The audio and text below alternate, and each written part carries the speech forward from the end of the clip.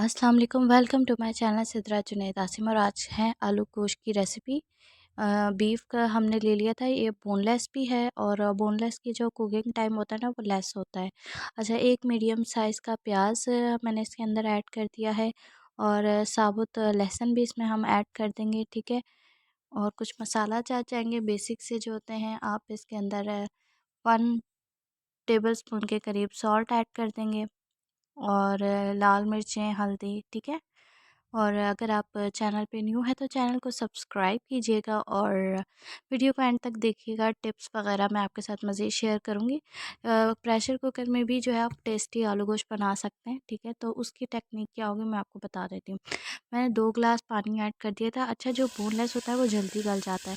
तो जैसे विसल जब स्टार्ट होगी ना तो 5 से 7 मिनट या मैक्सिमम 8 मिनट का आपने इसको जो है ना वो विसल पे मतलब आपने प्रेशर देना है। और अगर उसके अंदर पानी है ना वो पानी आपने निकाल लेना है चम्मच की मदद से। मैंने पहले ही निकाल चुकी थी। तो मैं यखनी जो है ना वो इस्तेमाल करूँगी इसमें। तो यहाँ पे जो है ना देखें, ऑयल कुकिंग ऑयल ऐड कर लिया था, उसके साथ भी भुनाई कर ली थी। अब लहसुन डालूँगी और लहसुन को अच्छे से कुक कर लूँगी। कुछ खड़ा मसाला जो है वो इसके अंदर ऐड करूँगी, जिसके अंदर हमारा ज़ीरा, काली मिर्चें, दालचीनी, छोटी बड़ी इलायची, ये सारी चीज़ें डाल के ना यहाँ पे मैंने को ना फ्राई कर लूँगी। और मज़ीद चैनल पे इसके अलावा सब्ज़ी के हवाले से बहुत अच्छी रेसिपीज़ मौजूद हैं, आप उनको भी देख सकते हैं। हलीम की बड़ी अच्छी रेसिपी मौजूद है। तो अब इस पॉइंट पे आके ना हमने आलू को ऐड कर लिया। आलू जो है ना वो 2 मैंने लार्ज साइज़ के ले लिए और मैंने कटिंग इनकी ना बड़ी ही रखी है।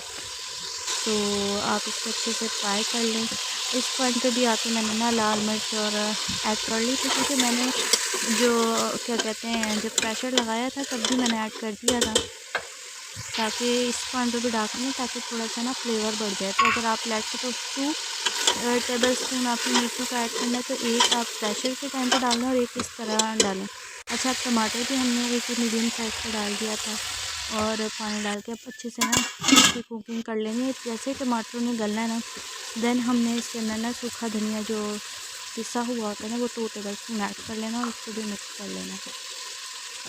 यहाँ पे सारा मसाला जब तो आपने ऐड कर लिया।